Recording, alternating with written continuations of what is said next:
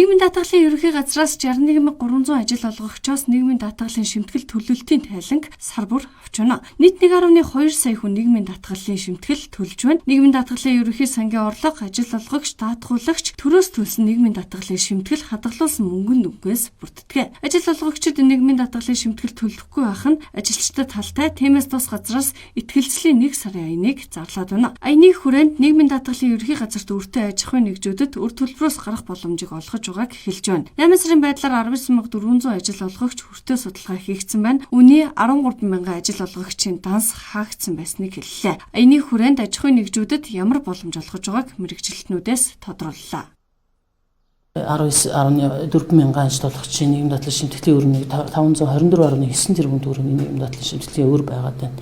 За тэгээд энийг үр авилгыг барагдуулах, за дээрэс нь ажил олгогчдын тогтвортой үйл ажиллагааг дэмжих, за дээрэс нь энэ ажил олгогчийн ажилтан буюу даатгуулагч нарт нь тэтгэврт хэмжээ тогтоож болохтой холбоотойгоор энэ дэмжлэг тэгээ ажил олгогчтой хамтарч ажиллах ийм итгэлцлийн аяныг 2025 оны 9 сарын 15-наас 10 сарын 15-ны өдрийн хооронд 1 сарын хугацаатай ингээд зарлаад байна. 19400 ажил олгогчоос 13000 байгууллагын дансыг бол манай байгууллага урд нь бол хаацсан байсан. Тэгэхээр энэ аяны хүрээнд тухайн ажил олгогчийн данс нь хаагдсан байгууллагуудын дансыг нээхтэй. Тэгээ нээхтэй бол тухайн байгууллагуудын хувьд бол нийгмийн даатгалын байгууллагт ирж уулзаад одоо байгаа өрнөөсөө ядаж 10% нь одоо өөрөө хөдөлгөөд төлөөд өчөө. Тэгвэл үлдсэн одоо 90 хүртэл хувь дээр нь 6 хүртэл сарын хугацаатай өр барагдуулах гарапа буюу гэрээ байгуулах гэдэг байна.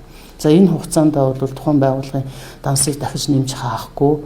За өмнө хаасан байгаа байгууллагуудын дансыг сая одоо өр барагдуулах процесс ингээд явагдаад эхлэх юм бол дансыг нээх.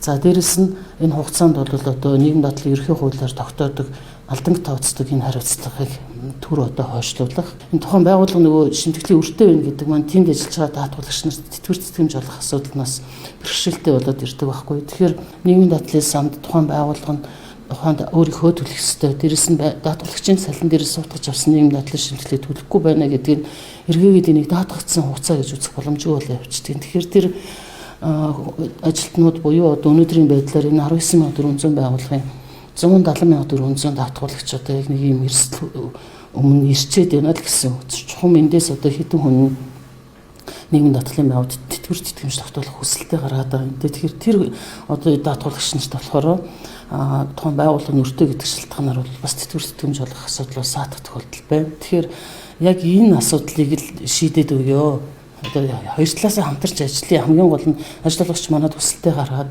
өөрөөсөө бас тодорхой 10% төлөөтгөөч. Тэгвэл одоо үлдсэн тэр хувьд юу байгаа үлдсэн үр дээр нь өр барагдуулах гарапаг тэр 6 сарын хүртэл хугацаатай гарапаг байгуулад одоо гэрээ байгуулад гарапагаар одоо хэд хэдэн тийм дараагийн 6 сард хэд хэдэн төгрөгөөр хувааж төлөх боломжтой. Тэрнийхэн дагуу одоо тэр процесс ажиллагаа хийгдээд ирэх юм бол бид нар танай даатгуулагч нарт чинь тэтгэврийг нь олгоё, тэтгэмжийг нь олгоё гэдэг ийм ажиллагаа л явагдаж байгаа юм л да. За итгэлцлийн аяа эхлээд 10 хоног байна. Энэ хугацаанд 1240 ажил олгогчийн хуримтлагдсан 27 тэрбум төгрөгийн өр барагдсан байгааг хэллээ. Мөн 900 орчим байгууллагын урсгал 33 тэрбум төгрөгийн өр төлөгдсөн тодтоглоо. Аж ахуйн нэгжүүд өр төлбөрөө бүрэн төлөх боломжгүй бол нийт өрийн 10%-ийг төлж үлдсэн өрийг 6 сарын хугацаанд хувааж төлөх боломжийг олгож байгааг хэллээ. Энэ хугацаанд өр төлбөрөө төлсөн аж ахуйн нэгжүүдэд алданг тооцохгүй зөрчлийн хуулиар шийтгэл оногдуулахгүй гэдгийг хэлж байна.